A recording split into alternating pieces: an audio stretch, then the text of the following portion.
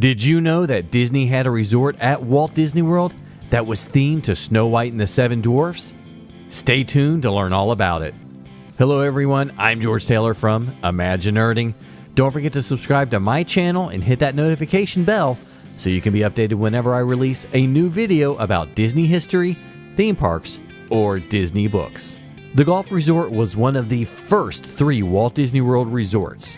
Check out my previous video to learn more about the golf resort, which lasted from 1973 to 1986, when it was converted to the Disney Inn with a decidedly Snow White and the Seven Dwarfs theme. A lot of speculation on the change in the resort theming centers on the idea that the theme of golf never really found its audience and that the resort was fairly landlocked. Unlike the Polynesian and the Contemporary, and even Fort Wilderness, the amenities weren't all there. There were fewer restaurants and absolutely no water recreation outside of a swimming pool. Many complaints I've read about talked about how it was easier to walk to the Polynesian, a brisk 15-minute walk, and grab the monorail than wait on a bus. So why did the Disney Inn suffer a lack of marketing and attendance?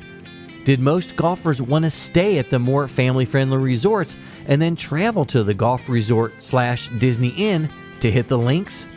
I would assume that the larger issue was simply the lack of marketing done by Walt Disney World for the resort. Here's a quote from the 1987 Walt Disney World Vacation Guide. "The Disney Inn is a serene hideaway nestled in a peaceful corner of the world, and it's close to all the diversions that the Walt Disney World Resort can supply. Beautiful poolside fountains, rustic charm, and country inn quiet make the Disney Inn a real getaway from the hubbub of everyday life. Plus, convenient Disney transportation will get you to the Magic Kingdom or Epcot Center whenever you want."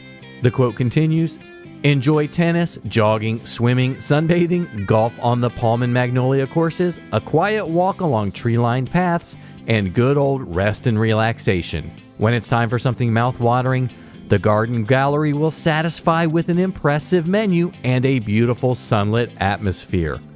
Fill your next vacation with Disney fun and nature's beauty at the Disney Inn in the heart of our world." Jeff Curdy reports in his seminal Since the World Began book, "Golf and Walt Disney World have been linked since the world began.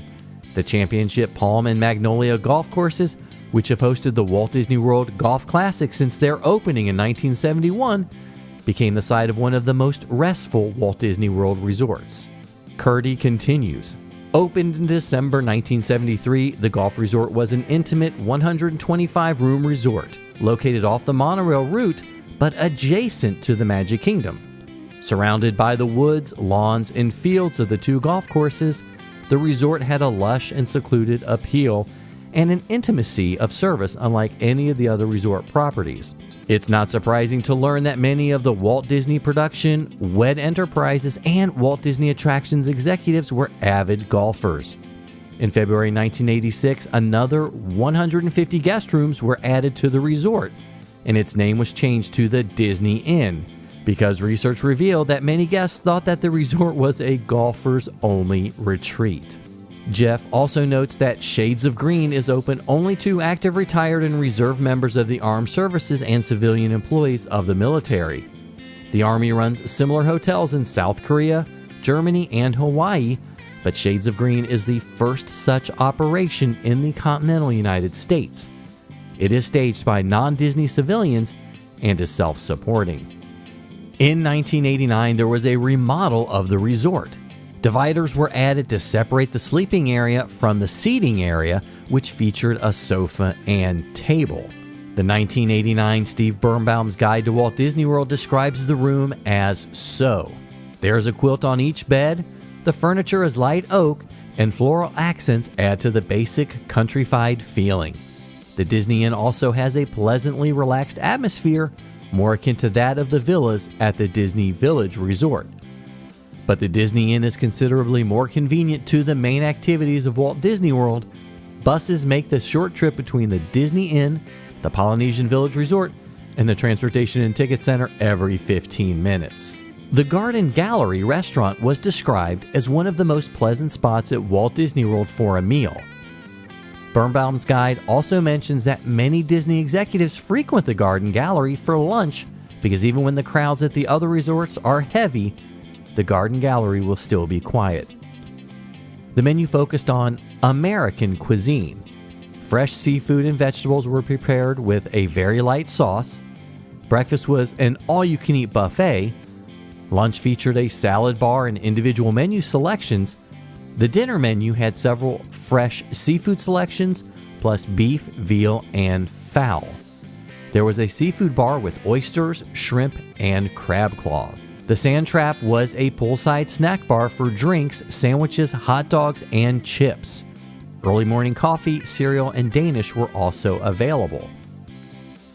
The back porch, adjoining the Garden Gallery, is a light and airy spot that's lovely for drinks, snacks, and sandwiches, according to Steve Birnbaum's guide. By 1994, when the Disney Inn would be rented to and then sold to the U.S. military in 1996, there were a few more changes to the restaurants. The Garden Gallery would become the Disney Inn Resort. There would also be the introduction of the Diamond Mine, a snack spot offering sandwiches, beer, salad, sodas, and more. And I'm not sure what this replaced, since the Sand Trap was still there in 1994, unless the Diamond Mine replaced the back porch. Anyone out there know? The menu and luxurious atmosphere of the Garden Gallery made dining a memorable experience. Strollers could enjoy the view of the surrounding gardens from a lovely gazebo. And the 1994 Walt Disney World Souvenir Guide continues with rolling green lawns and a lovely lakeside gazebo invite strollers to linger while friendly ducks look for a handout and they elicit laughter from young guests. At the Happy Hollows Recreation Center, the gristmill provides a perfect New England country inn setting for old-fashioned family get-together time. So, gristmill? New England? I mean, talk about a complete 180 for the resort. Again, the Disney Inn was transformed into the Shades of Green when the military leased and then bought the Disney Inn. The resort itself has had an amazing history beginning in 1973 when it was the third hotel built on Disney property when it debuted as the Golf Resort. Did you ever get to stay at the Disney Inn? Any special memories? And why do you think the resort went through so many changes over the years? Leave me a comment. I would love to hear from you. I'm George Taylor from ImagiNERDing, and I hope to see you in the parks.